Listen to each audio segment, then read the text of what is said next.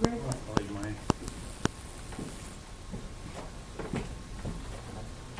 Good morning, everyone. Let's get started. Today's training is going to be about mindset. I'm really excited about being able to kick off our training series. We'll be training until, I think, part of December, and then we'll be moving back in the early part of January as well. So what is mindset, by the way? Anyone? Mindset. Can you stab at it?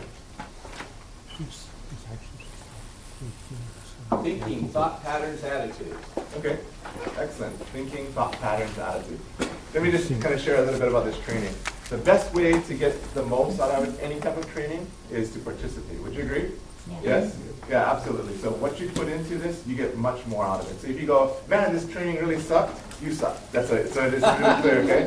So what you need to do is volunteer, put yourself out there. We're amongst friends here and family, and just have fun with this. Okay? And so the more you put and contribute, the more you're going to take back from this. Okay? So we're going to be talking about mindset and why it's important and how to make a real life difference, not only in your business, but also in your career and your personal life and your relationships, all of that. I have a handout here, and you can just take one, pass it down. You need to have a pen, take lots of notes, ask any questions. No bad questions. Now, while you get this, the first thing I want you to do when you get your packet is take your pen and on a scale of 1 to 10, kind of rate your state. 10 being like super high, like astronaut high, really excited, powered. 1, I wish I was still sleeping. And just put that number right here in the corner and circle that. Just kind of gauge where your state is right now. You can't fail it, so just whatever number it is, just kind of write, how do I feel right now? And be honest, and put your number and circle it. All right, there's a bunch of pictures on your first page and some lines, and I made it easy so you can, most of it, the things you can do, you can fill in the blanks. And this comes from actually a famous poem and quote. It's been reworded many, many times. Some of you may have heard this. But I want to take you through this, and each critical word I want you to write next to the picture, right? So it goes like this. Be careful what you think, or beware your thoughts. Be careful what you think, for they become what you say. So first line is think. Be careful what you think, for they become what you say. That's the second line. So thoughts to words. Be careful what you say, for they become your actions. So third line, actions. What you think become your words become your actions. Think, say, actions. Be careful of your actions, because they become your habits. From your actions, you develop habits. You have think, say, action, habits. Be careful of your habits, for they become your character. Be careful of your character, for it becomes your destiny. Think, your thoughts become what you say, your words become your actions become your habits become your character becomes your destiny. You guys got it? Okay. How many of you would agree with that? All of us would, right? We all would agree that, yes, that is the pattern that would lead to, ultimately, where my life direction is. We agree? Yes? Yes. Okay? Remember, though, it started off with what? Your thoughts. If you control your thoughts, you control your destiny. You guys get it? A lot of people don't see that connection there. They don't realize that they sabotage themselves or empower themselves, and they don't realize what makes them successful or causes them to fail. And the key to all of that, your character, your habits, your destiny, is how you think at every given moment. You guys believe that? Yes? Yes. Yes. Okay, thank you. 1. You guys, yes? Yes. Yes. Okay, all right. Don't be afraid now, okay? I know we're recording, and so we'll see what the quiet ones are. We'll put you in a conference room after that. Okay. So just realize that, wow, it is really important what I think about at any given moment. And so there are many ways to address this. I'm going to give you a very simple method and just share a lot of anecdotal things that will say, hey, this is helpful for me too. And so I just encourage you to take a lot of notes. Does everyone have a pen? Yes? Okay? And ask questions, and again, please participate. So going on to the next page. is that what we're going to do is we're going to learn one way to kind of reprogram the way you think. Your brain is probably the most powerful computer that you have. And many times you do things that you probably don't want to do. Is that true? Yes? Yeah, I'm doing things that, why am I doing that? I don't know. What's causing me to do that? You are, right? And you realize, I can change that. And as soon as you realize that you can change that, you can pretty much do anything. We believe that? Yes. Yes, absolutely. Okay, so what we're going to do is I'm going to give you an affirmation. What the heck's an affirmation? What's an affirmation? Someone? Something positive. Something positive. Yes, what else? Compliment. Compliment. What else? Encouragement. Yes, good. What else? Please come. Acknowledgement. Acknowledgement. Good, excellent. Motivation. Motivation. And so what we're going to do is we're going to go ahead and reprogram our way of thinking through the word or use of affirmations. Please, you can take some. Now, one of the things about this is that we have this conscious mind that we have and a huge subconscious mind. You've probably seen what pictures of icebergs look like, have you not? Yes? Okay, you have this iceberg here, and below that surface is much bigger ice beneath that, right? Beneath the surface. That's kind of like how our brains are. We have our conscious mind that we're aware of, how we're thinking, what we're going to do, and the subconscious part. The subconscious part is in control of all the things that we don't have to think about many times. It's also control of our emotions and much of our memories, right? And so what you want to do to have lasting change is to be able to say, let me get my programming, if you would, all the way deep down into my subconscious mind. That's where I can have real change. Have you been able to will yourself just consciously and change your habits very easily? Not very many people can do that, right? If we could, we'd be all different, wouldn't we? Yes? Yeah, absolutely. So you realize, there's this bigger, larger part of my thinking on a subconscious level. In fact, you're a nurse psychologist, right? And so is that true? Very true. Yeah, absolutely. So to use affirmations effectively, where they actually work, you have to put emotion behind it. If you don't tie that aspect of it, and you just say, I'm going to read these affirmations just because I'm going to read it, it's about as worthless as reading a language that you don't understand. Truly. And so you go, how do I make this stick? If I can tie emotion to it, it helps. I also need to say it in an affirming way in the first person. So if I'm saying an affirmation, it is about me, usually present tense, right? So I'm saying it positive. I can't say in a third person to myself. So an affirmation stated, want to be positive. I'm saying in first person, and I have to use emotion. You guys get that? Yes. Because what am I trying to do? I'm trying to sink it into my subconscious mind. You guys get that? Yes? Yes? Yes. Thank you. Okay. That's my test to see if you guys fell asleep, okay? So I just need to know some feedback. Okay. So number one, affirmation number one. I have a positive mental attitude. I have a positive mental attitude.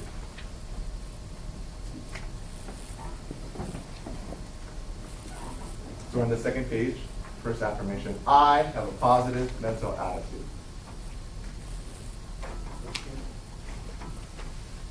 All right, let's say this together. Ready? On three. 1, 2, 3. I have a positive mental attitude. Pretty good. Excellent. Does that matter? Does it tell me? Why does it matter? Because if you have a positive attitude, it just makes everything flows from that. I mean, it makes you walk straighter, taller, you're confident. Sure. I mean, if you're positive, everything's positive. Okay, good. How about someone else? Absolutely. Does it matter? Absolutely. Yes. Why? I think that your whole outlook on everything and your confidence in what you're going to do has to do with your positive mental. Absolutely. Absolutely. I'll tell you a secret. If you go through the big, long interviews here for certain positions in our company, we have special questions that are automatic. You can't work here. I'll give you one of them since you're all here already. Right? This is one of the questions. The question is this: are you lucky? If you answer this, no, we won't hire you, no matter how qualified you are. The ones we accept is this: yes. I make my own luck. I'm blessed. Right? That's all good. Because if you're not lucky, do we want your unluckiness? No. Not like that. It's more about your mindset, isn't it? Yeah. It's about how you frame everything in your life where you realize that, hey man, I just got the short end of the stick on everything in life. Do you think that's a great person to work with? No. Do you think having a positive mental attitude helps you in sales?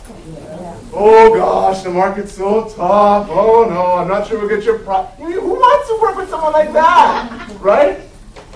And honest, be honest. Many times we kind of wake up feeling that way, don't we? Right? Briefly, and then I snap out of it. Okay, so let me show you another thing about just having a positive mental attitude. Some people will say, well, how do I have a positive mental attitude? And it takes practice. It becomes a habit. You have to first start thinking that way. That's why we're going through the affirmations. Probably one of the easiest ways to reprogram your mind. But another way is to recognize that your mind and body are very linked. In fact, I'll prove this to you. Okay? Everyone stand up. You'll see how closely your mind and body is linked completely. Right? There's a lot of class participation. You're being filmed, so this is great. Ready? So I need you guys to look up, put your eyeballs to the sky, right? Put this big, silly grin. No one can see you. Big grin, big grin, big grin. Keep smiling, keep smiling. Bigger grin, teeth, everything. Come on. Big, silly smile, big, silly smile. Hold that smile. Try to feel depressed. Try to feel depressed. Try your hardest to feel depressed. Okay, stop. You guys are crazy. All right. Who could do it? Who could feel depressed while you're smiling and having that posture? Who? They're too depressed to admit it. If you are, you need drugs. Please, this won't help you. Okay, so you realize that, I can control my states. I can control how I feel about myself just by changing my physiology. My physiology is, intimately tied to my psychology, how I think. So if you want to feel better about yourself, put yourself in a better state, okay? So one of the secrets of being able to have a positive mentality is change your physiology. So what is affirmation number 1 together? I have a positive mental attitude. On page 2. Affirmation number 2. I believe in myself. I believe I'm capable of great things. Again, I believe in myself. I believe I'm capable of great things. Now be honest. Is life tough? Yeah. I have a friend, dear friend, that has gone through like 6 funerals in succession. Life is tough. Life is hard. We were young, didn't know any better. We dreamed a lot, didn't we? What we would do. I just want to ask, did life beat some of us down so hard that we just stopped dreaming? For some of us, for sure. The things that we aspired for, that's too hard. It's too much pain, too much work to go out for. So some of us will just say, I'm just going to settle. They stop believing that they're capable of doing great things. Now, when you think about this, when I say I believe in myself, that's the first person that you should have faith in, yourself, confidence, right?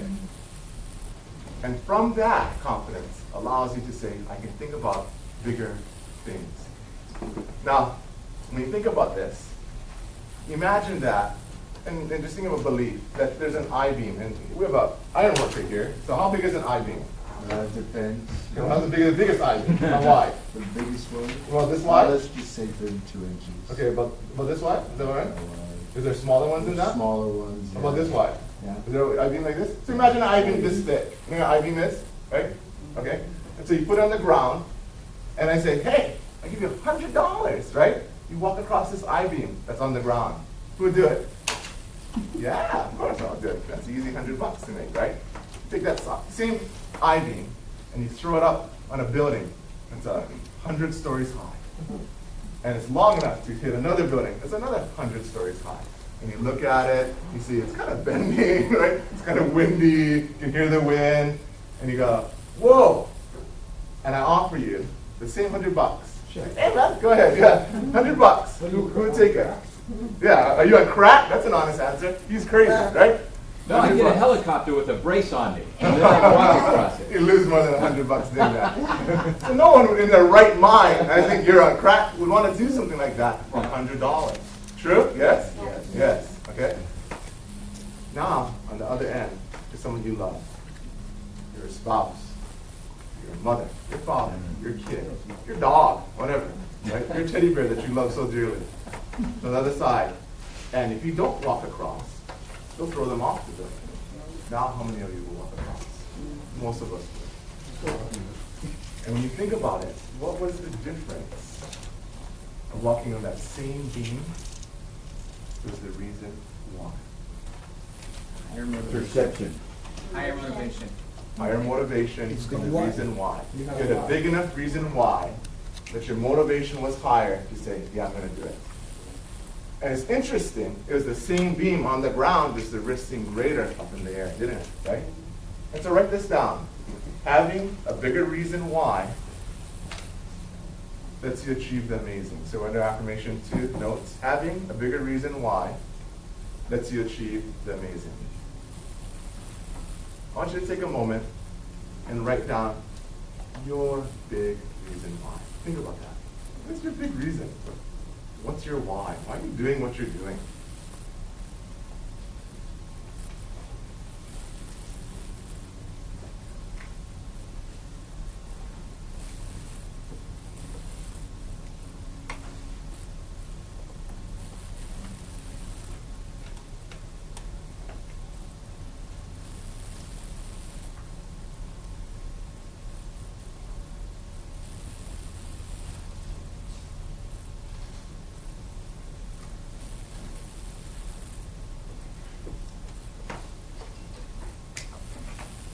For some of you that don't have a reason why, that's good homework to think about.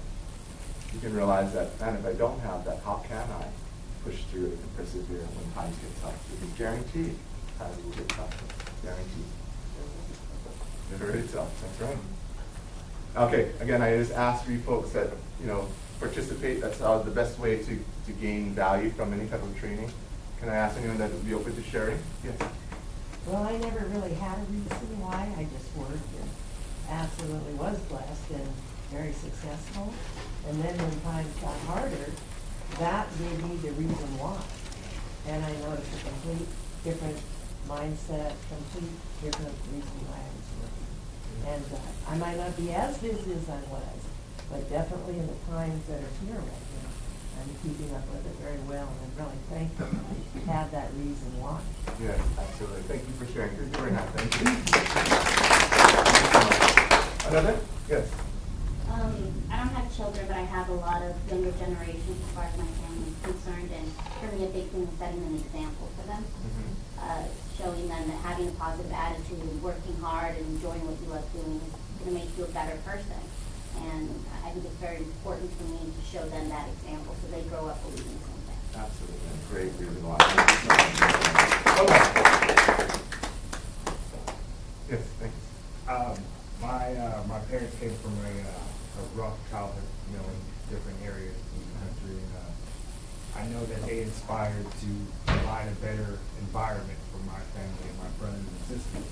And I see my dad work, really, really hard in trying to provide that atmosphere where we can thrive and we can build on each generation. And so obviously I feel that I have to take it on myself to live up to what he provided with. Absolutely. So it's good motivation for me to Sure build is. on that. Thank you for sharing that. Thank you very much. Well, thank you. I really appreciate that. Okay, so let's go ahead and repeat affirmation number 2 on 3. 1, 2, 3. I believe in myself. I believe I'm capable of great things. Awesome. Good job. Affirmation number 3. This is a long one. Ready? I accept full responsibility for my actions and for my life's circumstances. They are a direct result of my past and current thinking. I'll say it again. I accept full responsibility for my actions and for my life's circumstances. They are a direct result of my past and current thinking. I accept full responsibility for my actions and for my life's circumstances. They are a direct result of my past and current thinking.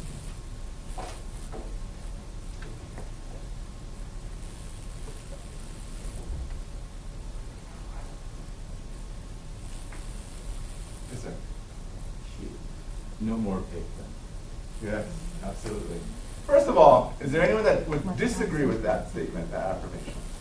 Good, you're in a good place there. I learned a long time ago, and they taught this way. They said C greater than E.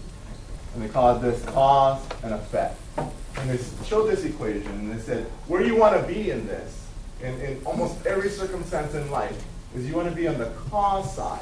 Because when you're at the cause, you can change. Anytime you see yourself or interpret the situation as being in the effect side, you're a victim. You can't do anything about it. You are powerless.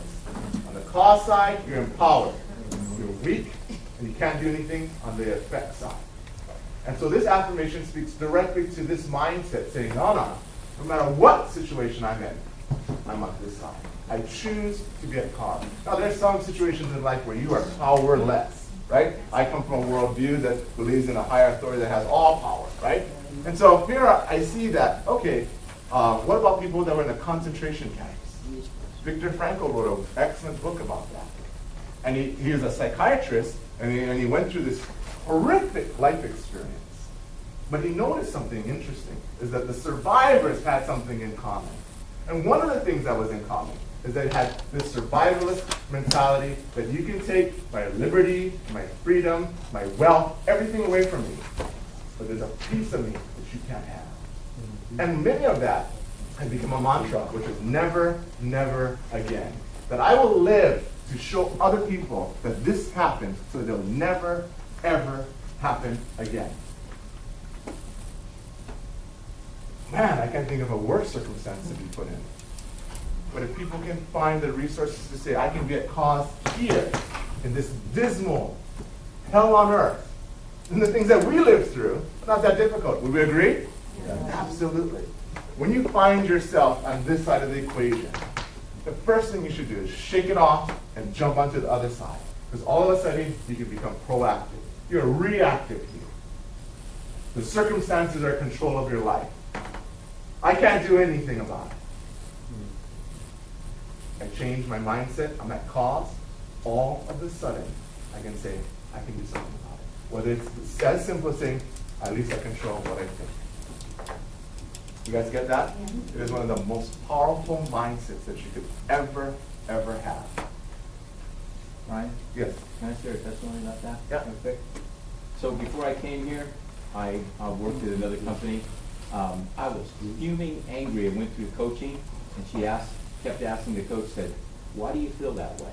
Why do you feel that way? I was furious with this staff person that felt poisoned our environment. She kept asking me that. I said, because I'm angry at my boss for allowing this. And then she kept saying, why do you feel that way? Why do you feel that? She was moving me from a victim that was on the effect to the cause side just by asking that question. And then one day I came in and I had this huge calm and relief. And I said, I'm angry at myself for allowing myself to stay here and be in this situation. And I quit. And that was total empowerment. Well, this is probably one of the most powerful mindsets you can learn. Here, I'll even add to that then. Here, I'll talk about in an area that you seem is unrelated, but it's completely relevant. Unforgiveness. Unforgiveness is which side of the equation? This side or that side? That. Unforgiveness is like taking poison and hoping the other person dies. That person may have long forgot about what had happened and can't remember what you're mad about. That changes your state day in and day out of how you've been hurt. How it still hurts you. You live with that hurt. You choose that every single day. And you become that victim. But to say, hey, you know what? I forgive you. Just putting yourself right at cause and say, I let it go.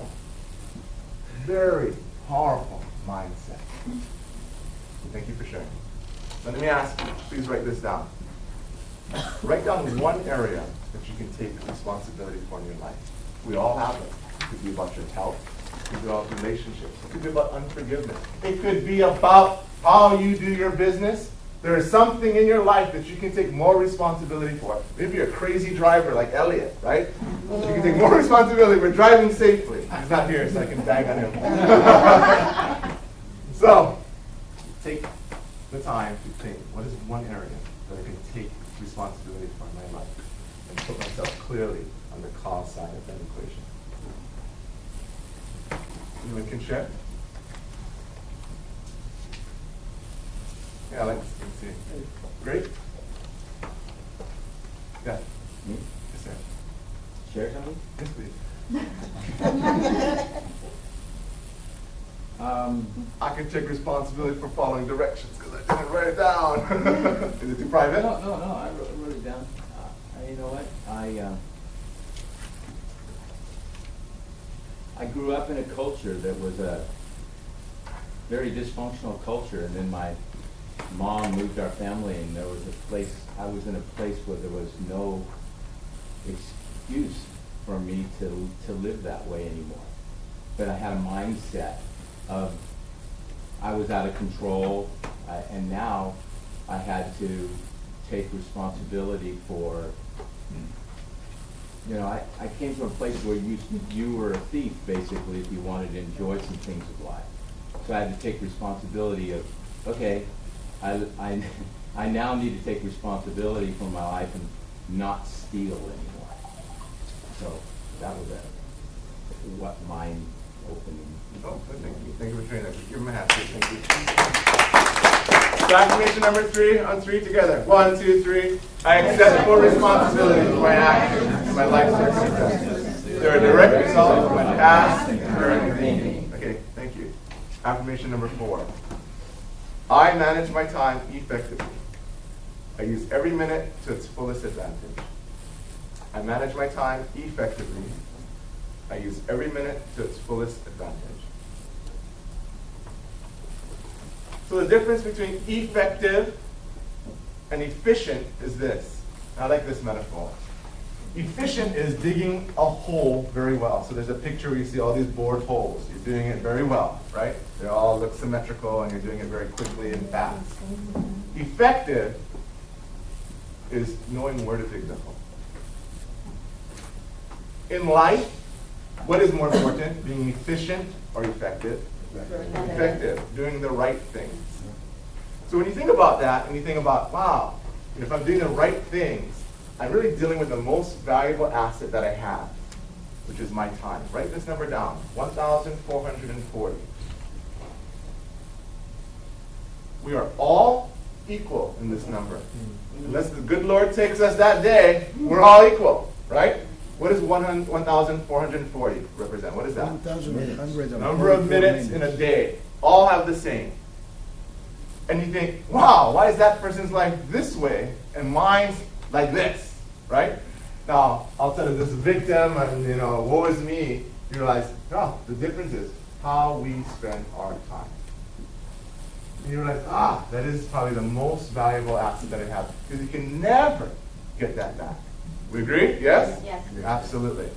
So, in sales, not only do you have to choose to do the right things, but you have to make a distinction on what those right things are. And there's a higher classification of activities that make you money. I'm going to term it, write this down, dollar productive. Dollar productive activities are activities that make you money. If you don't do dollar productive activities, usually what happens is you don't make a lot of what? Money, right? So this is particularly relevant in sales. If you don't spend time on dollar productive activities, you just don't make the money that you want. You go, I'm not making the money I want. Well, what are you doing all day? What are you doing with your 1,440 minutes? And you realize, I'm probably not doing the things that help me make money. Let's talk about what some dollar activities are. Dollar productive. Come on. Cold calling. What else? Prospecting. What else? Marketing. Networking. Referrals. Working your referrals. Are those dollar productive? How about learning? Yeah, learning. If you're applying it, absolutely. They say knowledge is power. It's not. Go to a library. No, it's not. It's applied knowledge is power. It's when you use that information to do something, it becomes powerful. Because sitting on a shelf means nothing. Applied knowledge is power. So if you're saying, I'm going to go to training and I want to extract the most from it, if I can just learn one more thing, I'll be reminded about one more thing that is worth it. And you have that kind of attitude, every training can be a great training for you. But if you go like, I heard that before. Oh, he's not entertaining me enough. Man, you're setting yourself up for failure. You're putting yourself on this side of the equation. Oh, I'm going to be entertained. I've heard that before. Have you done it? Have you mastered it? Most of us would be no. Is that true?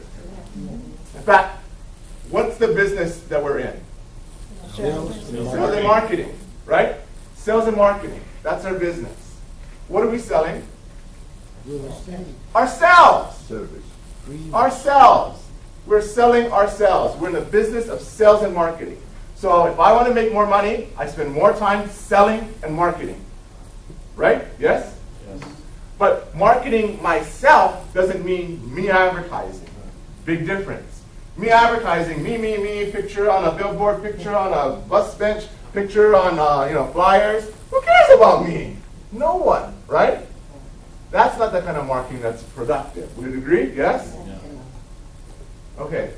So when we come back to this, think about, really, how much time am I spending on those activities that are dollar productive?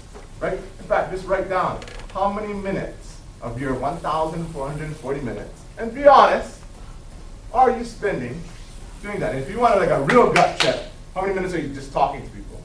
Because that's the only time you can make sales. Do you agree? Can you make it all on email yet? Not really, right? That's pretty tough. Do you agree? Yeah. So you got to talk to people still. Thank God, because then we still have a purpose. We can do something, right? So go ahead and write down how many minutes that you think you actually spend doing dollar productive activity, particularly talking to someone. Now, when you look at that number and contrast that to that 1,440 minutes, right? Is it enough? No. No. For most of us, no, it's not. So let me give you a tip on working effectively on time management. There's a lot of time management courses that you can do. This is one of the best ways of being able to be effective in your day. Every day in the morning or before you go to bed. It's one of the two. So in the morning or before you go to bed, you take a sheet and you write down the top 6 things you need to do for that day. So in the morning, the top 6, or just before you go to bed, the top 6. The nice thing about before you go to bed, your subconscious mind gets to work on it. Many times, I don't know if you had this experience where you had a problem, you took a nap or fell asleep, and you woke up, it was solved, right? That's the power of your mind. Same way where you can't remember a movie title or an actor's name or a person's name, and you're trying really hard to consciously remember it, and you go, never mind, it'll come to me. Yeah, it comes to you later, right? Your subconscious gives it to you. And you write your top 6 things. Why 6? Because you shouldn't do more. Each one of those should not add to more than 6 top 7 hours of your whole day. Because then you don't have time for interruptions and other things. And so when you finish 1, you cross it out. Finish 2, cross it out. There's a good psychology of seeing yourself complete tasks and say, yeah, I'm getting it done. I feel like I had a good, productive day. Does that kind of give you a positive response to what you're doing? Absolutely. So top 6, day or night, write it down. And when you're done, start over the next day. You guys got it? So, together, affirmation number 4 on 3. 1, 2, 3. I manage my time effectively. I use every minute to its fullest advantage. Okay, thank you. Affirmation number 5.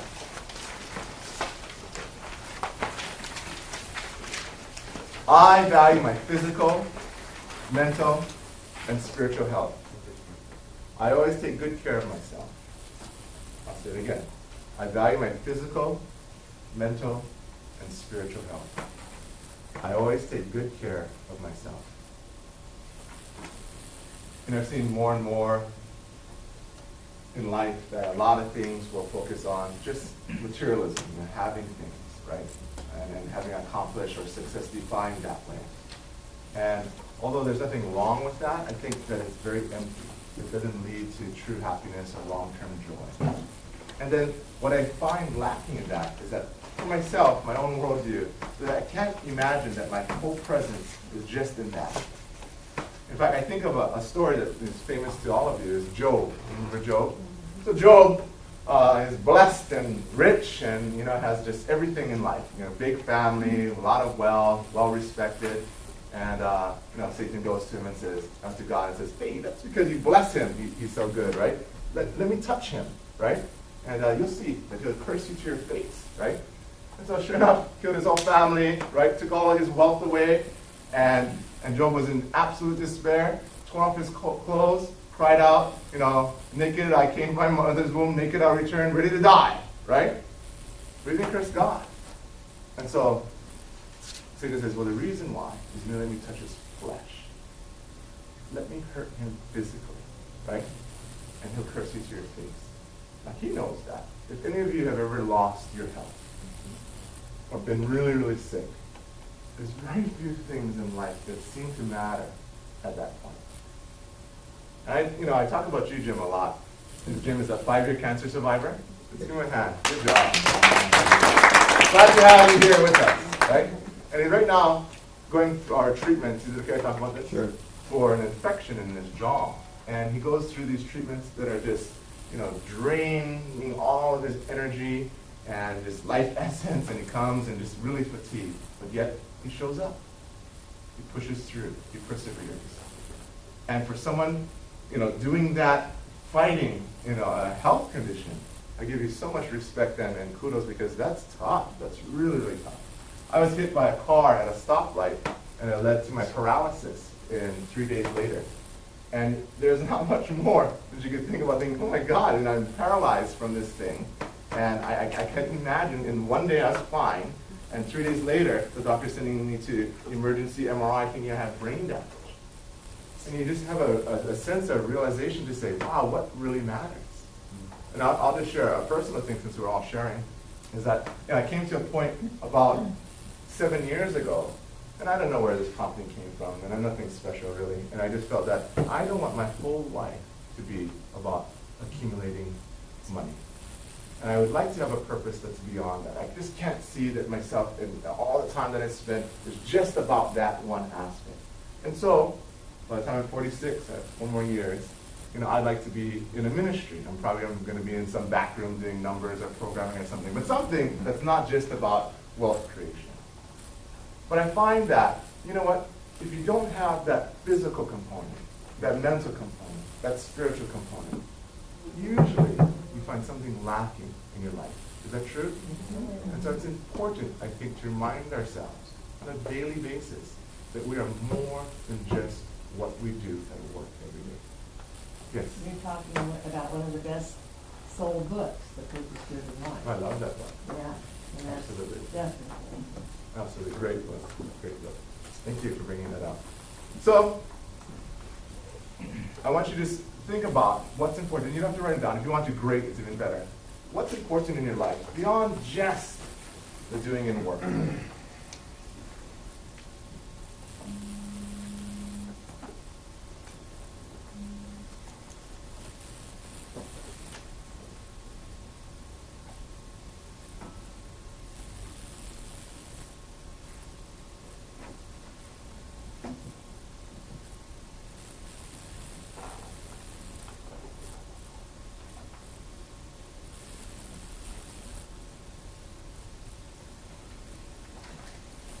Okay, thank you. So, let's end on affirmation number 5 and 3. 1, 2, 3. I value my physical, mental, and spiritual health. I always take good care of myself. Excellent, good job, guys. Affirmation number 6. I am a highly creative being. I'm a highly creative being. I recognize all of life's amazing possibilities. One great way to approach this profession is to see yourself as a problem solver. Isn't that true? Absolutely. In fact, the bigger problems you solve, the bigger your paycheck.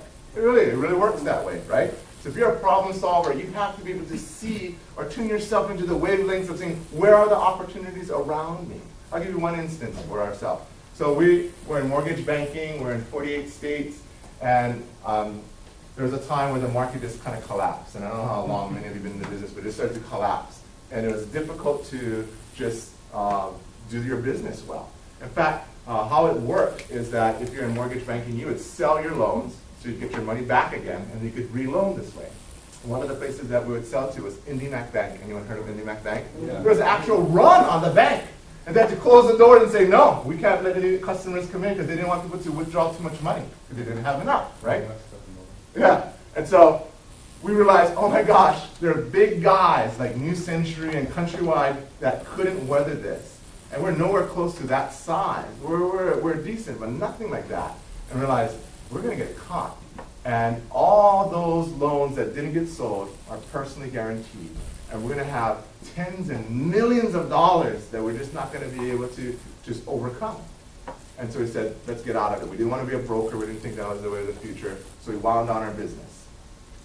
Interesting enough, with that adversity that we're experiencing, there was a seed of great opportunity because in the same market space here, all the housing prices started to plummet and crash down. But interesting enough, rental rates stayed high.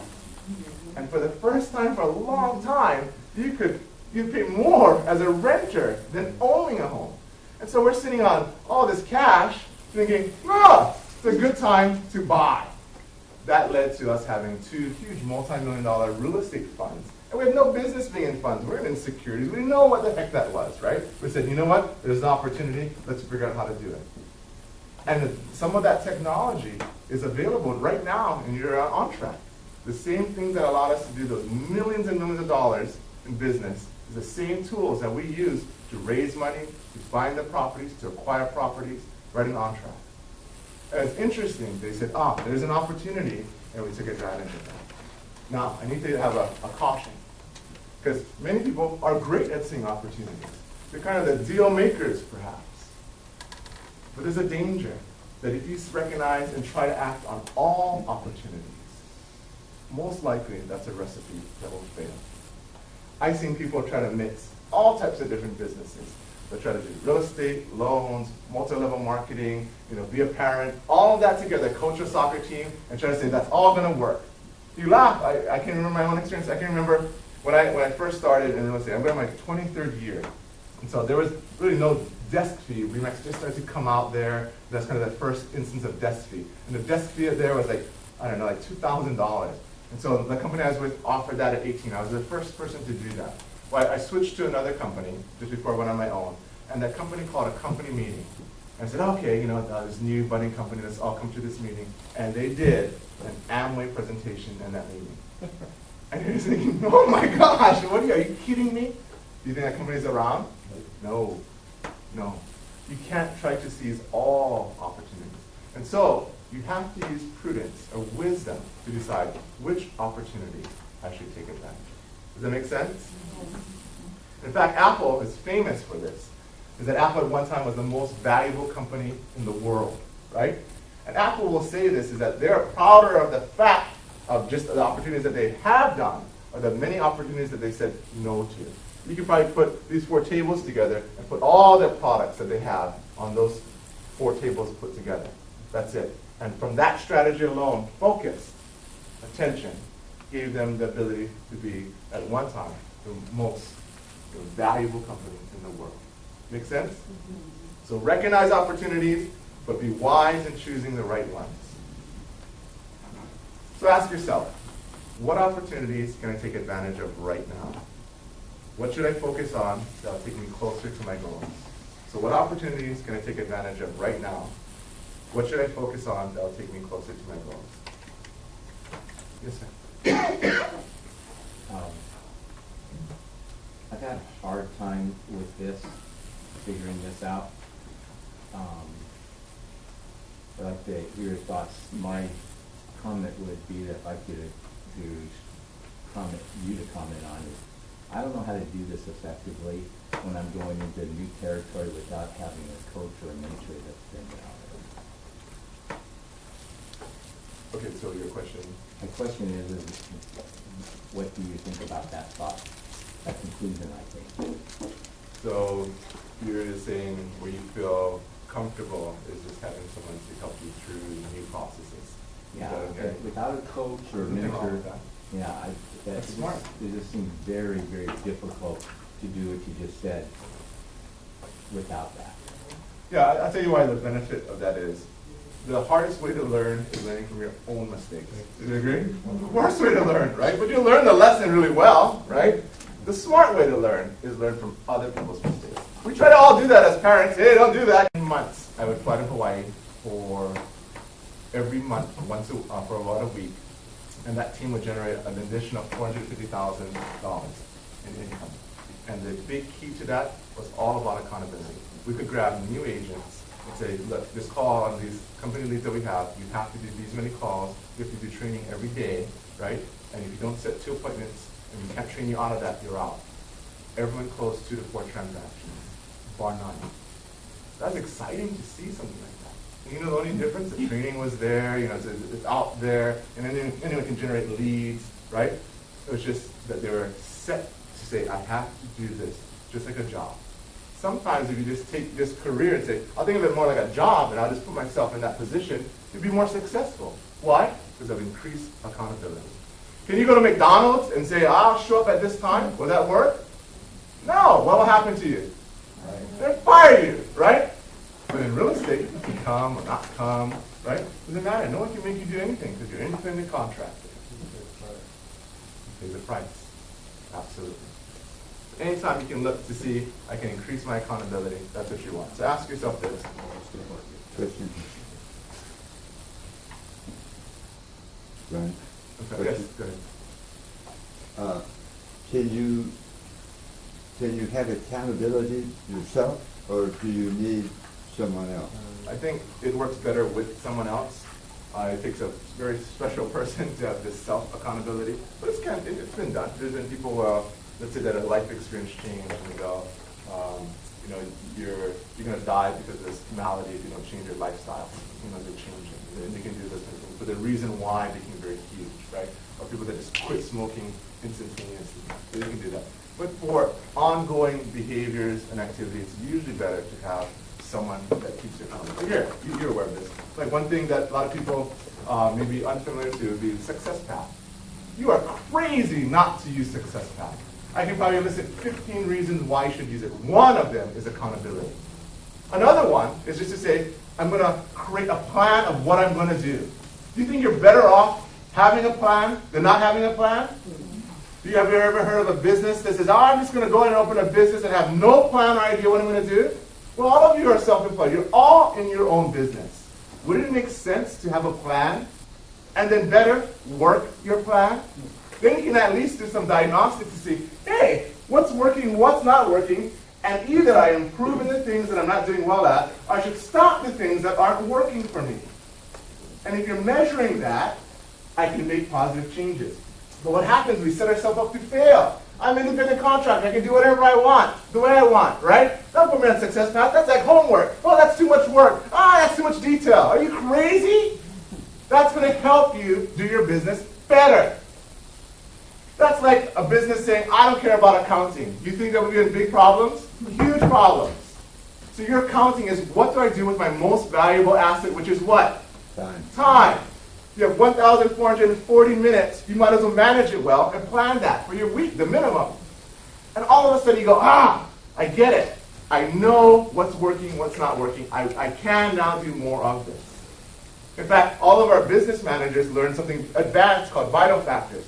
Everyone that runs their business units on vital factors, guess what? Hits goal. Those that don't, do you think they hit goal? I haven't seen it. I haven't seen it. Do they even know what the goal is? They forget. They're reminded. Yeah, that is true. And so that's a great form of accountability. Coaching is another one too. And if you have a chance to be coached, grab it. Even Tiger Woods in his heyday, the best that he ever was, still had a coach. You can always improve. Sometimes it's the person on the outside that helps you see what you can't see when you're living it. Isn't that true? Yes? I mean, some of you had coaching. Has it been a good experience or bad? Anyone want to share? Good. My life changed. I had, well... For the better or worse? If it's worse, then you turn up that camera. Do I look bad? Okay. He's my coach, and I'm very blessed to have Brian in my life. And not just Brian, but there was Elliot coached me, Bruce coached me, Colin coached me in certain fields, but Brian changed my life from actually ground zero to up where I am right now. And not just that, but a good coach can bring your full potential out from where it's hiding, because he or she can see what you have hidden inside and help you find it, grab it, and pull it out. And he always did it, and he gave me the credit for me doing it myself, but it wasn't. I know with his guidance, I came to this point. My income changed. My whole perspective of life changed. My Your hair color changed. everything. It's not great. Yes, Well, yes. thank you, Rita. That- Yes, You're gonna thank make me you. blush pretty soon. No, Okay, no, well- so affirmation number 7. Let's do it together. Ready? 1, 2, 3. I always accomplish tasks fully and with excellence. Good job. All right. Number 8. Every day and in every way, I'm getting better and better. Every day and in every way, I'm getting better and better. I love that. This flows, doesn't it?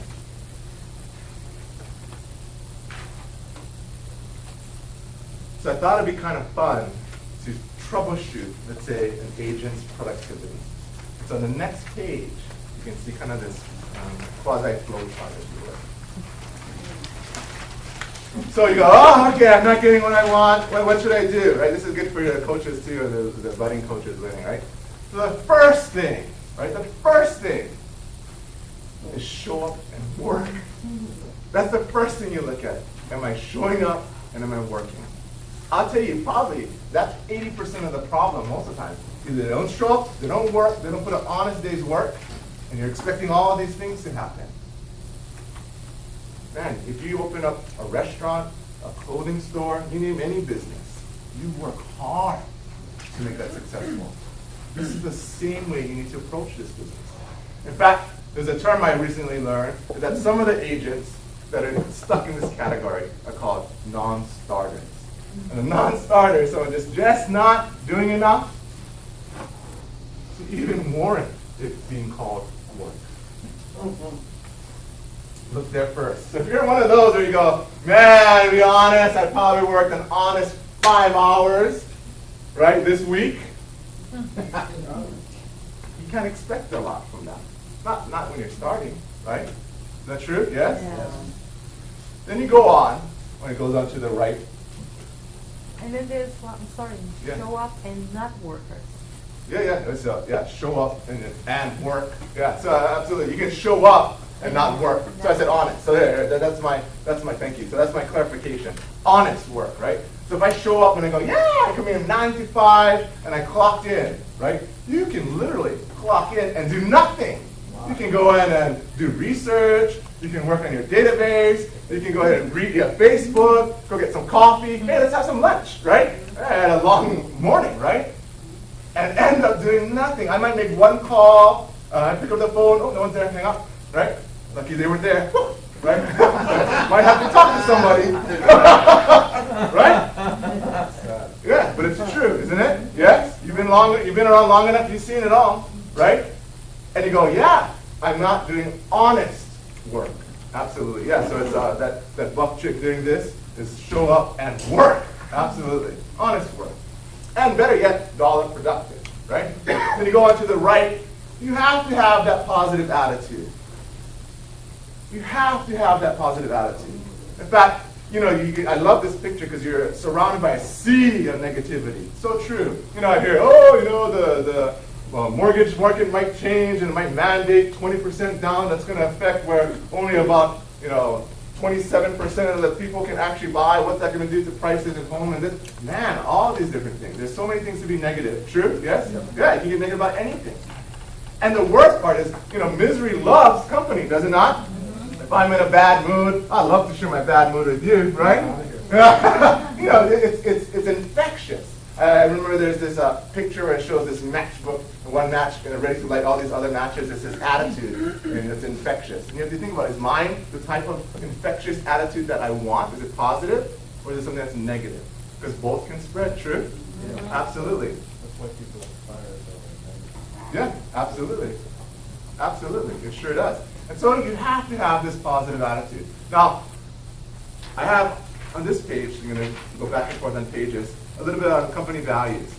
And the reason I talk about this is that, values is what sets a culture. And culture is the thing that pulls everyone together, right? So when we're here, we're coming to work together and say, what's the thing that unites us? Is it only about making money? That should be one part of it. But if it's only about that, it's very shallow. It's hollow. not enough for me to stay, right? I don't get recharged by coming into work. We agree? Yes? Yes. Absolutely. So, a positive attitude in what you do, a way I like to say that, on this love column, and this means apply to self, this team, apply to your team or people you work with, apply to your clients. So self, team, clients. So how our values work, very easy to remember. Love, honesty, execution are 3 words to remember our values. That sets our culture. It's important to know this because we want to attract this and reject what doesn't fit this. You guys get it? So if you go, man, I don't believe in this love crap. Man, I don't think you should be honest. Wrong place to be. Right? This is the wrong place to be. You go find someplace else. Honestly. Right? So here, be honest. So love, applied to self, means I love what I do. Passionate. Man, life is too short. You can't do something you don't love. If you love what you do, you never work a day in your life. Is that true? Yes. Absolutely. You want to do passionate things. Nothing great is ever accomplished that doesn't have passion behind that. We want to encourage people that says, I love coming here. I'm excited about what I do. I love making a difference for the clients that I help and the people that I work with. We want to encourage passion in this business. You want to come here with that positive attitude. We agree? Yes. Yeah, absolutely. Absolutely.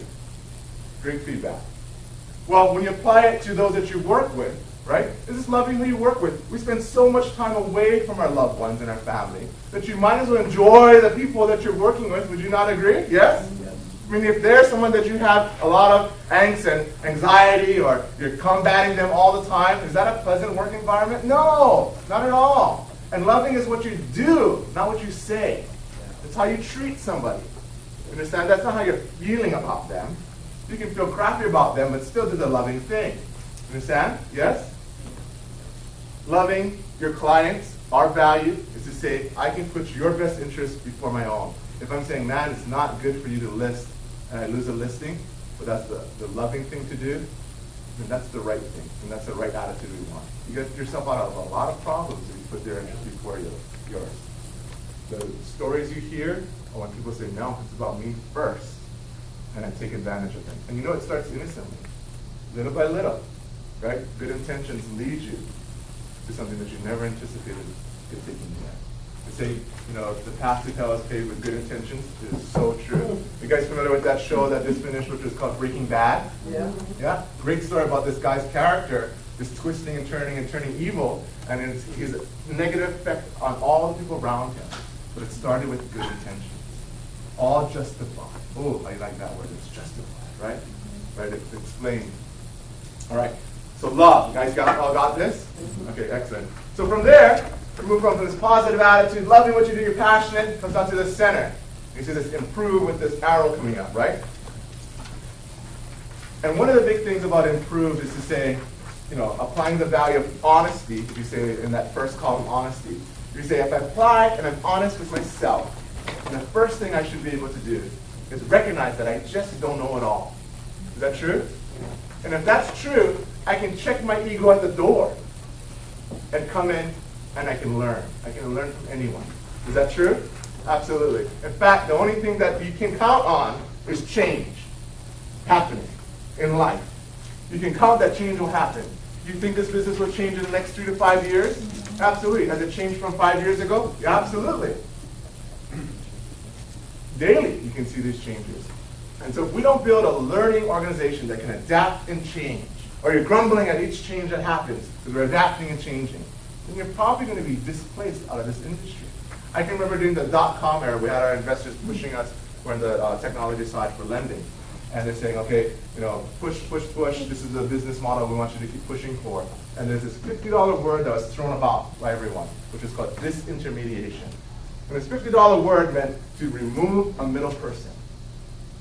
So big companies like Microsoft and many other big, powerful companies with billions of dollars in assets were looking to remove the middle person, which was who? Who do they see the middle person as? Us! Us. Didn't happen, but they were trying hard, right? You think that time may come? It might. In that time, right? In our great wisdom, of NAR is that we decided to release all of our information free to the public. That used to be one of our advantages. If you've been in the business long enough, we used to be in books. Before that, it was cards on the book days, right? And that's the only way you could get what was listed. And that book was proprietary. It wasn't freely given. True? In fact, our name became so synonymous as real estate agent. Realtor became just what you called it, like escalator, right? So you realize that, wow, we decided to take that proprietary information and give it all away. Right now, over 90% of buyers will shop online before engaging with the agent.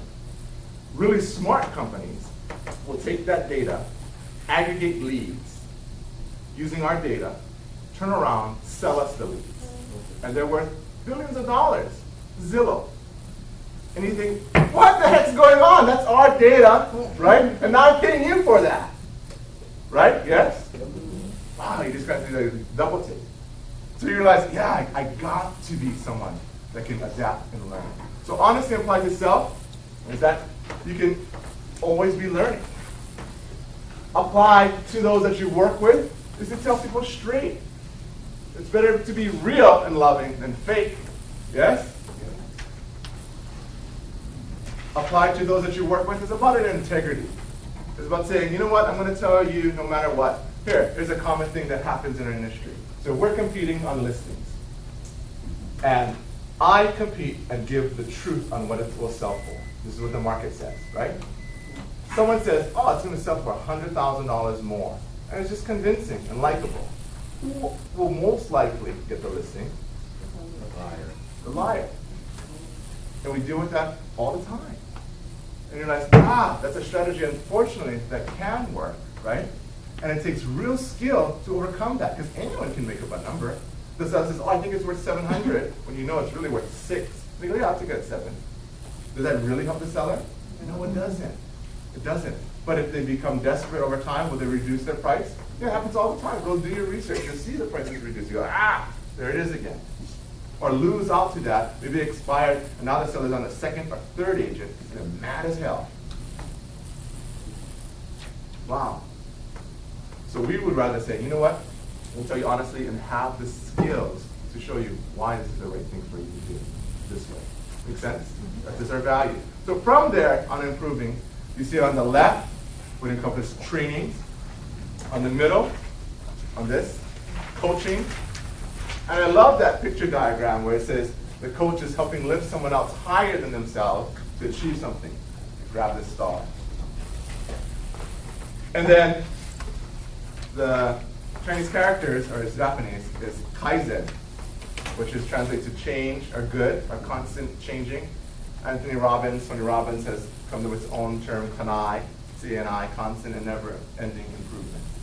Always be evolving to improve yourself. From there, we look for results.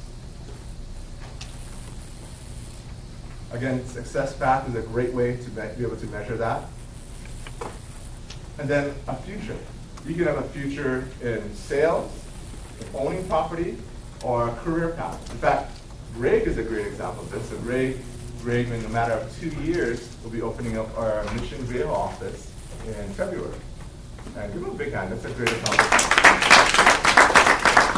And it's something where, man, if you can have a future that's just beyond sales, it's a great opportunity to have, because you can leverage yourself beyond just the business that you do at your home. Then lastly, on the company values is execution. You can have all the love in the world, all the honesty in the world, but if you just don't get things done, you're nonprofit, right? No. We're about, we're here to make money, right? And so we have to get things done. And it's about results. And so you can kind of troubleshoot when you're going through this and say, where am I at this moment? Am I at the not working and not showing up? Am I showing and not working? Is it my attitude at that time? Am I thinking that there's a quick fix that's going to fix all my problems? Because that doesn't exist, guys. That magic bullet doesn't exist.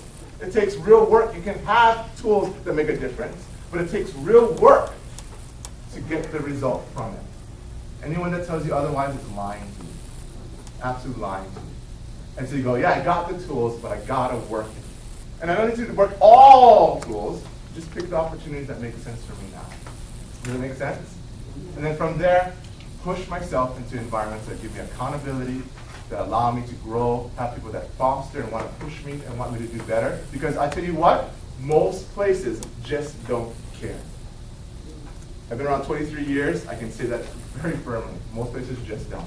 They'll say they care, they'll show you the act, but what you tell, how you can tell someone cares, is the behavior over time and how they treat you. So you can say, no, you don't. That's like a mom or dad saying, oh, I love you, and you never see them. Right? And they buy into the lie of quality time. Oh no, I give my kid quality time. That's a lie. You can only have quality time through quantity time. You can't just make quality time. Oh, this 2 minutes quality time. No, it doesn't happen that way. And so you realize, yeah, it's through what they show me that I can determine. Not what they tell me, because anyone can say anything, just like the other lying listening agent could say anything. It's what they show me that matters. Does that make sense? That's how you can troubleshoot. Okay, so affirmation number 8. 1, 2, 3.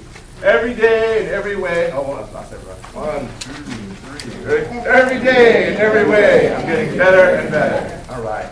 9. I like keeping myself fit and looking good. Hey, I didn't give you permission to use my picture there. Yeah, the one on the left. Yeah, so I like keeping myself fit and looking good. Elliot told me this funny story. There's this posh LA fitness club that's plastered all over the walls, and this is a good one. It says, look better naked. And you know what? That's a good, I think, a good picture in mind. I don't like how I look. Do something about it, right? And so these pictures are taken from actually a program called Body for Life. This had huge life changes. What's interesting, if you ever read some of these stories, or you read the philosophy or the books that have been written by, I think it's Bill Phillips, for this program, is that bar none, where the greatest change wasn't just in their physiology, it was their psychology, where they identified themselves as a different person, and their confidence, self-confidence went up. And it changed all parts of their life, how they related with people, how they thought about themselves, how they wanted different desires than before.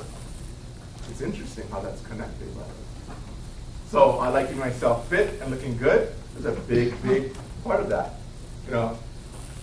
How you feel about your self-worth really improves your quality of life.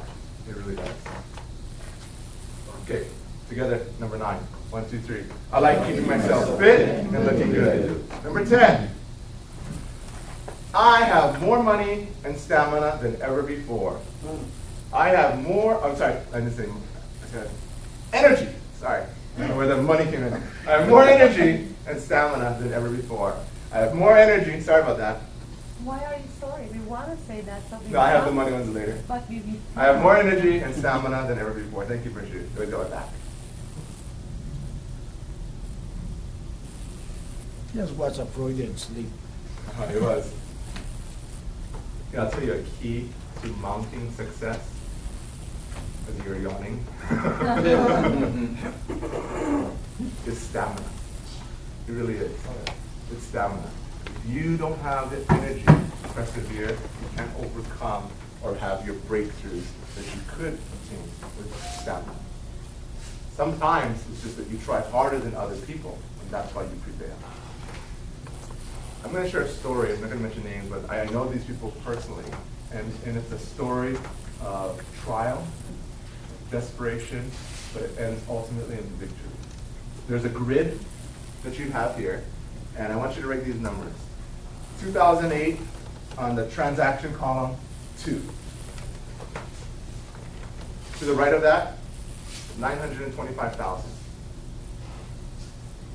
2009, 6. Right of that, 1.36 million.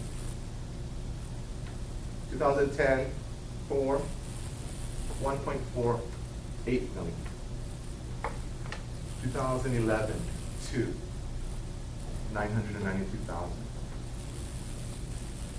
2012, 16, 17 million. I'm sorry, 7 million. 2013, 32, 28.5 million. Let me share this story. So this couple has their own business, a real estate business, and one time I think about 100 agents. And they're doing fine, but the market changes and they don't want to change. And so what had worked in the past no longer worked for them anymore. And unwilling to change, they got to see the decline of the company month after month, year after year. One of them said, I'm going to try to sell. And that's what the sales results that you see. This led to losing 2 homes, to losing all their cars, to being put in a 1-bedroom apartment with constant thoughts of being homeless. And this is a couple, lost their business, all of that. At the lowest point, 2010 and 11, less than $1 million in sales, you can't live off that. What had happened was once the business was closed, and they said, my only opportunity is to focus together as a team. What they focused on was sales. 14, people enjoy being around me. I have self-confidence and self-respect. People enjoy being around me. I have self-confidence and self-respect. Another way of saying that is charisma, right? People like being around you. I want you to notice this, though. In this statement, is that the components to this charisma, which is self-confidence and self-respect, are both internal attributes. It's how you think of yourself first. If you think of yourself as lousy, do you think people will want to be around you? No, not at all. See how so much of this is in your mind? I remember this kid story about like kind of like Cinderella, but she came to like I can't remember the title's name, but she came like a cartoon became real, and just had this. Does anyone know what movie I'm talking about? Enchantment? She was like, oh, that's it, Enchanted. Is that Enchanted? Yeah, Enchanted. So yeah, so it's a cartoon life, and they come to the real world, right? And so you see all these funny things like birds come to them like how they do in the cartoon in real life. It's really cute. But there's this one antagonist, 2 of them, where this lackey of this evil witch is trying to get at the princess or try to kill her or hurt her somehow, right? And he comes to the realization that he just doesn't like himself, and he takes all this abuse from this witch because he doesn't like himself. And he goes to the prince, and he asks him this question: do you like yourself? It's an intimate moment, and the prince looks at him, yeah, what's there not to like, right? And he had a healthy self-awareness of him, right? A healthy self-esteem. And it's interesting that many of us don't have this. Now, unfortunately, some of us are born with that. What do you mean born with that? Yeah, your birth order can determine that. What do you mean? Well, I read this book called Birth Order, and it's so true. Many people that are firstborn, a son in particular firstborn, or if you're close to the second and you outcompete the first, right, or have any attribute to that, tend to have this trait, which is perfectionism. Perfectionism sounds good and perfect, but it's not. It's a terrible thing. That means nothing is good enough, right? And you're under constant pressure. In fact, Greg shared this story about someone that we know, and their grandfather says, A is what you need, and anything else is you're dead to me. Wow, that's really harsh, right? And so, there's some cultures that are very strict like that. And so, that's how their family had related your self-worth is, how you do academically, how hard you try, right? And so perfectionism is a constant nagging as I'm never doing it good enough. It's not good enough, which is unhealthy, right? And so realize that it's really important to say, I am happy about myself and have that self-confidence and respect. So, how do you have self-confidence and self-respect? Anyone? Mental attitude. Attitude, good. What else? Believing in yourself. Believing in yourself, good. What else? You have to like yourself first. What's that? You have to like. Oh, absolutely. That helps a lot. Sure. Anything else? Affirmations help a lot. Anything else? Fake it. Yeah, absolutely. Fake it. If you fake self-confidence, you'll feel confident, right? It is. It's true. If you walk around, if you're confident, are you slouching? Are you breathing shallowly? No. Your shoulders are back. You're probably standing a little taller, right? And so you fake it. I have someone that I was coaching years ago. He was on our management team, and he was from Thailand, and his English wasn't that wasn't the greatest, and it's amazing that he chose to do cold calling as his mechanism for business, but he did fine. And he'd get listings, and in the coaching I said, hey, you really need to raise your price point. Why don't we push it higher? So he pushed it to the $1 million level. And by that time, I think he was doing the business about 6-7 years. And every listing he had that was $1 million or more, bar none, every seller asked him this question: how long have you been doing this? And so interesting enough, he wasn't getting no sign, right? We sat down and said, hey, I'm just curious, did anyone ask you those questions on things that were, the $400,000 level, $500,000? Never. No one's ever asked that. I said, you're psyching yourself out. What they can pick up on is you're nervous, right? And so they know something's wrong, and it's the intuition saying, warning, spider senses, how long have you been doing this, buddy, right? And he realized that he lacked the confidence. That was the difference. When he changed that, he started listing $1 million properties for us. Self-confidence is so powerful. At one time, I used to travel for 9 years, every month to Hawaii for a week, right? And I have people in Hawaii just arrange my travel schedule. And I thought with my traveling, I got upgraded to first class, right? And so I think it's continental or whatever. And so I really believed it. I had that belief. And so in first class, you get to go in the special line, the special cocktail rooms, and you get boarded first. And so I did all of that. And then I thought, oh yeah, I'm in row number 6 or 7. And so I got all the privileges of first class. But as I boarded early, I walked right past first class, and I was behind it. They just thought that I shouldn't be there because I was so confident. Confidence is incredibly powerful. If you just say that again, I just thought I was supposed to be there. So enjoying yourself, enjoying who you are, having self-confidence, self-respect is all an internal perspective. So on 3:14, 1, 2, 3. People enjoy being around me. 15. I always choose positive thoughts and statements. I always choose positive thoughts and statements.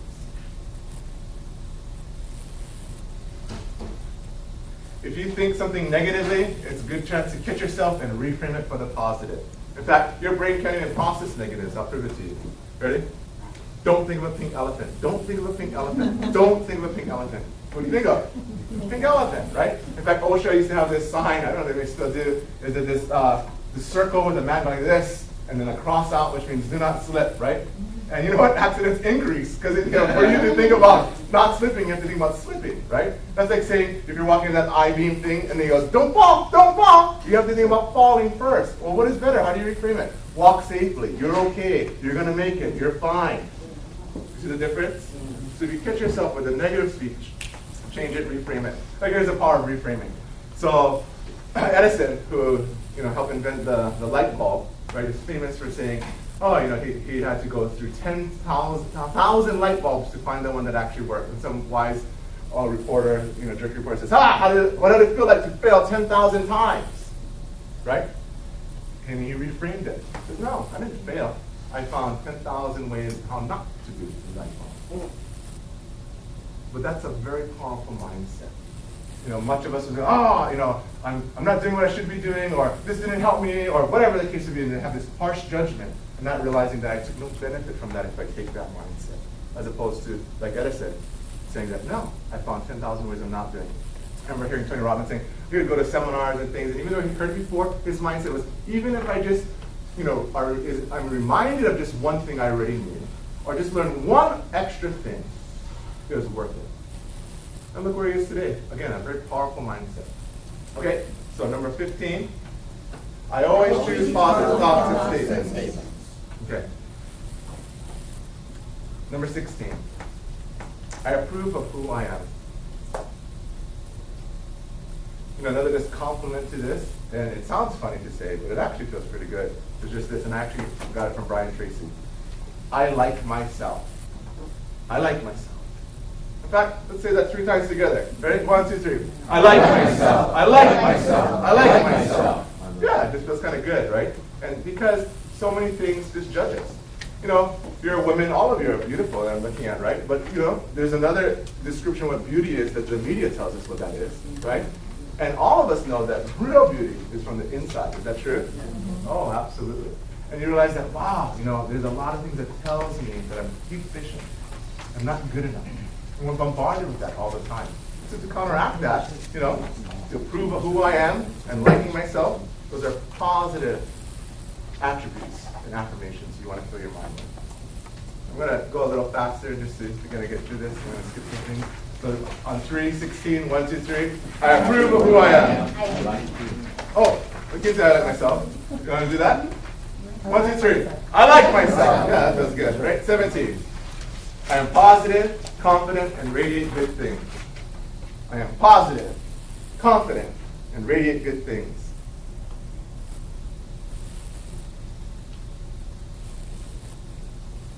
In fact, just saying that is enough. Let's just say that 3 times. Ready? 1, 2, 3. I am positive, confident, and radiate good things. Again. I am positive, confident, and radiate good things. One more time. I am positive, confident, and radiate good things. Excellent. 18.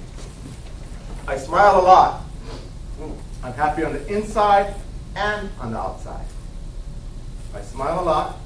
I'm happy on the inside and on the outside.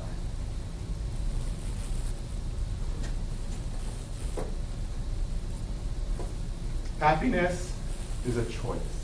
If you're not happy, it's because you're choosing to not be happy. Same psychology up here again, is that I choose to be happy. You see a lot of things refer back to this, putting you at the cause side of the equation. Anytime you can do that, you have choice. Right? Yes, sir. Yes, Yes, sir. That's where our core value of honesty comes in so much, because where we can help one another. Like my mom at 70 years old went to group counseling and discovered that we knew she was cantankerous, but the group counseling helped her understand she'd been suffering from pretty serious depression for about 40 years. And that's what's so wonderful about a culture of honesty, is that we with one another, when we can't see that part of ourselves, we can have the tough talks, the difficult conversations, because we are honest with one another, we love one another to speak the truth and care enough to confront. Absolutely. I appreciate that. Thank you for sharing that. So, some ways to find happiness are your joy, as you had mentioned. Live your purpose.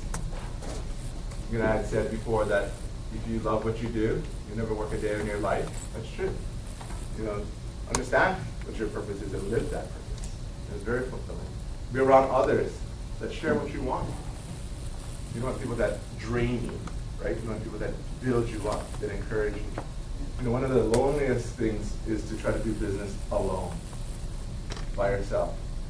It's tough. Very difficult. Help people is another great way to find happiness. And if you're all down on your life, the things that you're doing, if you help others, it's a great way to reframe yourself and say, man, I can focus on other people and I derive pleasure from them. 18. 1, 2, 3. I smile a lot. I'm happy on the inside and the outside. Excellent. Good job. 19. I'm organized and in control of my life. I'm organized and in control of my life.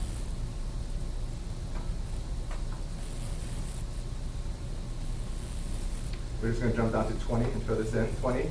I control my goals and the achievement of my goals. I control my goals and the achievement of my goals. Again, what you notice is that it's doing the same psychology as putting us at cause, that I could do something, right? Now, there's a method in goal setting that you can use, and you can write this down. It's an acronym called SMART, S-M-A-R-T. It's a good reminder on how to frame a goal that will be more productive for you. Just a lot more impactful in your life. So, S stands for specific. I want to make more money. Is that specific? No, you can make $1 more and get your goal, right? So you want to be specific about that quantity. M is measurable. I want to lose some weight. How much weight do you want to lose? What weight do you want to be at? Measurable. A is attainable. I want to earn $10 million tomorrow. For some of you, maybe. Most of us know, right? You realize, okay, it's something that has to be achievable for me, attainable, achievable. R, realistic. T, time frame. Put a date, otherwise it's kind of like a wish on a date. So if you follow the SMART method in goal setting, you'll realize that, yeah, I'm able to write a goal that's better framed for me. So just take a moment, pick one goal, and use that same acronym, SMART, and write down one of your goals that it's specific, it's measurable, attainable, realistic, and time frame.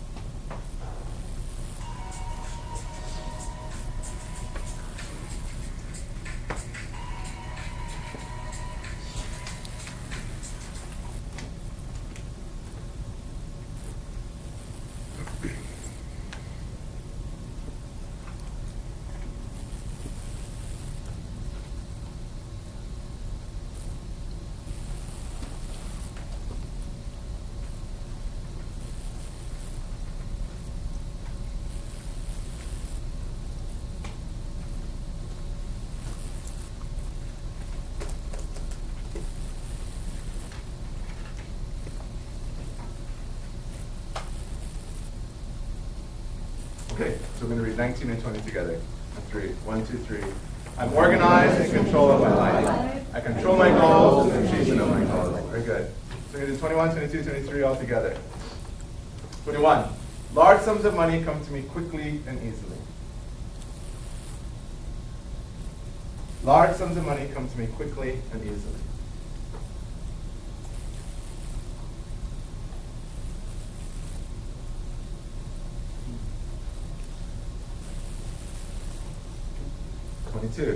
I have more money than I need to do everything I wish to do.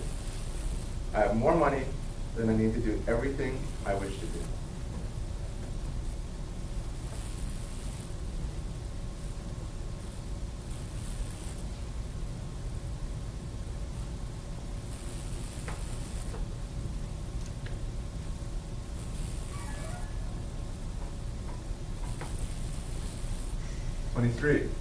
Money comes to me in many unforeseen ways. Money comes to me in many unforeseen ways.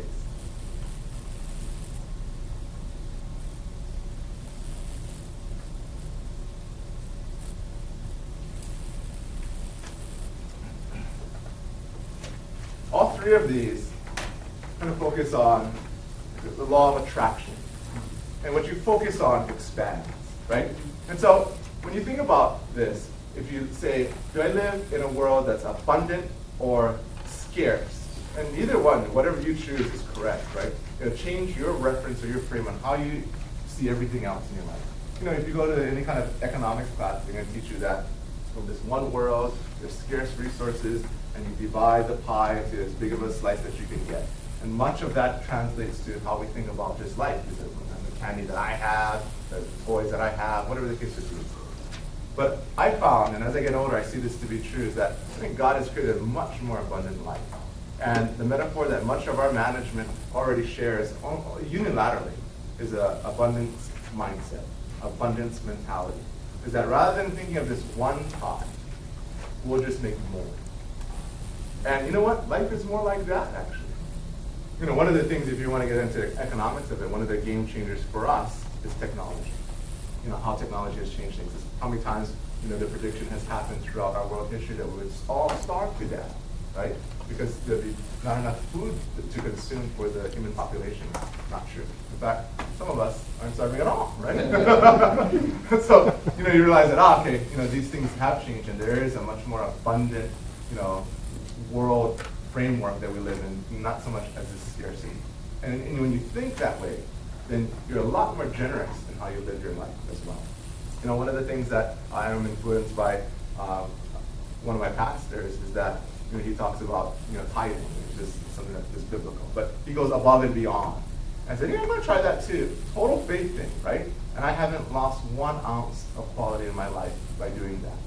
You know, he's up into the 90th percentile. I'm easing over 10, but I'm like, oh, excuse me, little by little, I'm saying, okay, I'm just trusting more and more, but I haven't lost this thing. And that's more of a reality that's spiritual based, but I'll tell you in a world that's very secular, it hasn't changed my life for the negative at all. And just having a mindset of abundance and being open to that is already a huge blessing in itself. You have to be aware of your negative programming for money. And it's probably passed down from your family. Money doesn't grow on trees. We can't afford that. What do you think? I work for a living. Whatever. Whatever things that may be negatively imposed upon your mindset has created a blueprint on how you think about money. And unfortunately, it's how you treat money. Some of you just live like there's no tomorrow and spend everything, right? Like no saving whatsoever. Not realizing that, I should probably do that. And you have to realize that, as part of that is probably from my programming. I'm aware of this. And so my kids, I teach them, if you see change on the ground, scoop down and pick it up. And say to yourself when you have it, right? I'm a money magnet. And just realize that, you know what? Don't worry about money. That shouldn't be something you should be so concerned about, right? And it's something that I want to have my kids have a positive blueprint of money and in their lives. Okay, so we're all together. We're going to do 21, 22, 23. 1, 2, 3. Large sums of money come to me quickly and easily. I have more money than I need to do everything I wish to do. Money comes to me in many unforeseen ways. Good. 24. I'm making positive choices about what I do with my money and my time. I'm making positive choices about what I do with my money and my time.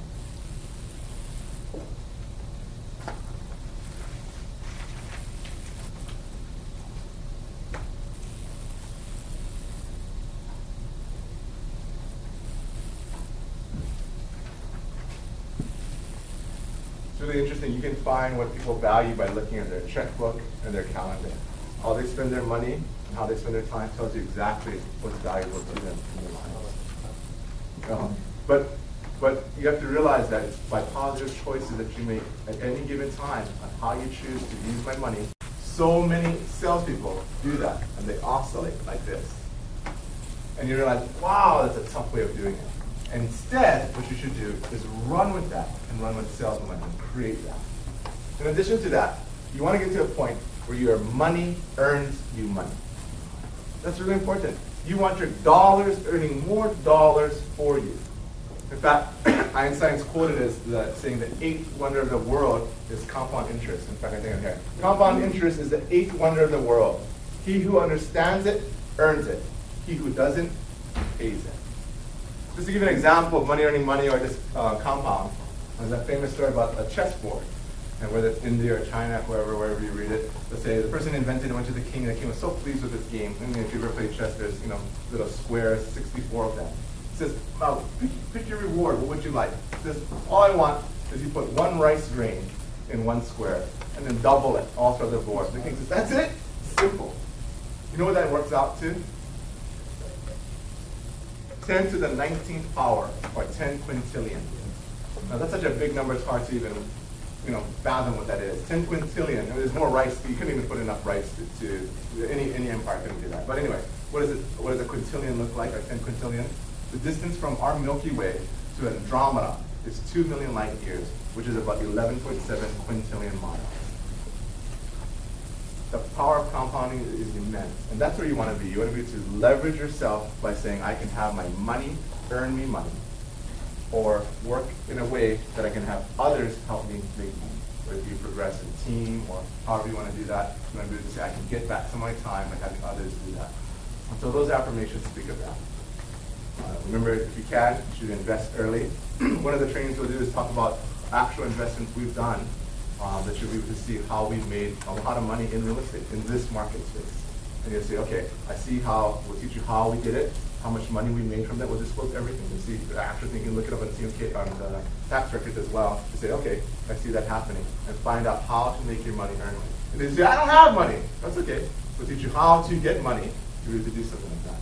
Because if you have the goods, there's a lot of people that want to work with you. Okay? So get into that state of mind, because real wealth usually isn't from selling and earning your commissions. Your real advantage in building wealth is seeing the deals and owning yourself. That's where many of you should try to strive for. Okay, so 25, 26 together. Every day my income increases without working, playing. All of my investments are profitable. Good job. 27. I can do anything I believe I can do. And I believe I can do anything. I can do anything I believe I can do. And I believe I can do anything.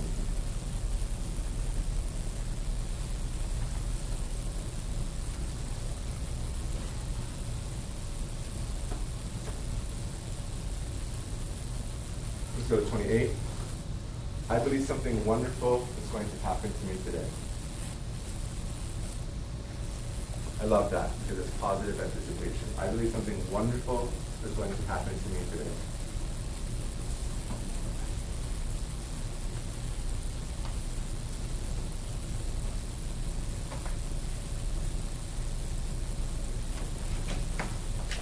So let's do this. We're going to take all of this and I'll read it together, okay? So stand up, put some energy in here. And you're just going to read from affirmation 1 to 28. Ready? Come here, guys. More energy, the better. If you stumble on the word, no problem. Stumble loud and stumble proud. Okay, ready? 3. 1, 2, 3. I'm a positive mental attitude. I believe in myself. I believe I'm capable of great things. I accept full responsibility for my actions and my life circumstances. They're a direct result of my past experiences. I manage my time effectively. I use every minute to its fullest advantage. I value my physical, mental, and spiritual health. I always take good care of myself. I'm a highly creative being. I recognize all the life and possibilities. I always accomplish tasks with excellence. Every day, every way, I'm getting better and better. All the way to 9. Ready? 1, 2, 3. I like to keep myself fit and looking good. I have more money and talent than ever before. I always do the best for myself and my future. I'm able to reach any goal which I set for myself. I enjoy exercising regularly. People enjoy being around me. I have self-confidence and self-respect. I always choose positive thoughts and statements. I approve of who I am. I'm positive, confident, and radiant good things. I smile a lot. I'm happy inside and outside. I'm organized and in control of my life. I control my goals and the achievement of my goals. Large sums of money come to me quickly and easily. I have more money than I need to do everything I wish I need to do. Money comes to me in many unforeseen ways. I make positive choices about what I do with money and my time. Every day my income increases whether I'm working, playing, or sleeping. All of my investments are profitable. I can do anything I believe I can do. I believe I can do anything. I believe something wonderful is going to happen to me today. All right, give yourself a big hand. Good job. All right, on the top part of your sheet, you had written a number, right? Yes. Go ahead and write the number where you are now. And hopefully, most of you should have increased. And it's just because you're putting energy and you're focused on the positive affirmations for yourself. A question may be, hey, yes. Can I record this so I can hear it? Absolutely, but you have to change the I to you. So when you're listening to affirmations, it's you. When you're saying yourself, it's I. You guys got that? Wrap up with one last story. So I know some of you may be doing fine and you're on your career high, and that's great, good for you. Some of you are just in dire straits, and it's difficult. This is a tough business. It takes some of the best out of us out of this industry. And I just want to share with you that this is something that many of us have experienced. I keep this day timer, and I don't work off this anymore, but I used to. And I keep this just to remind me. You guys can sit down.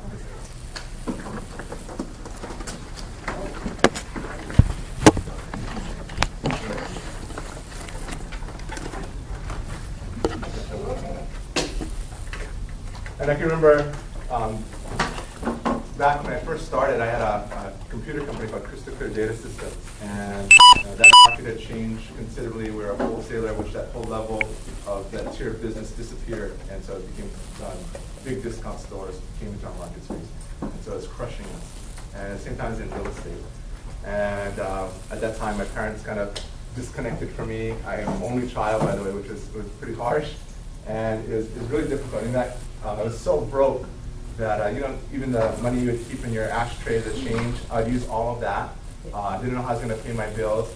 And I was desperate for money, so I'd go to my bank account, and I had two accounts. So I went to my checking, and I didn't have enough money to even withdraw money. It says, you don't have enough money.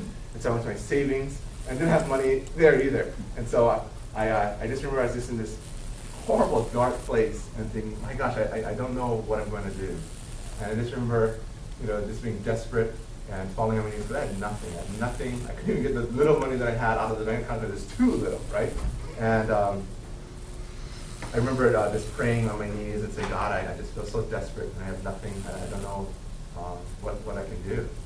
And that night, in Hawaii, there was a shaking. And we don't have a lot of earthquakes in Hawaii, so it's kind of weird. And I can remember to this day, there's this Bart Simpson plastic piggy bank that fell over. And there's another quarter. And I said, I was a quarter richer, which is huge to me, right? And I took that quarter and I kept it as a keepsake. And I have it to this day. Back here, here's my ATM stubs. First Hawaiian Bank, I had $20.97. They wouldn't let me take out my 20. And then I had like $5.04. So, I had about $26 to my name, and they would let me take out my $5. I was dirt poor. But this quarter, to me, I kept it. And I wrote this down. I said, on February 8, 1992, I hit my lowest point financially. I'll never be in the same place, rock bottom predicament. I'll always continue to grow and look forward to the future. I said, this symbol serves as a reminder of my Heavenly Father's guidance. I've paid my dues, and out of desperation will come prosperity. Thank you, Lord. And the rest is history.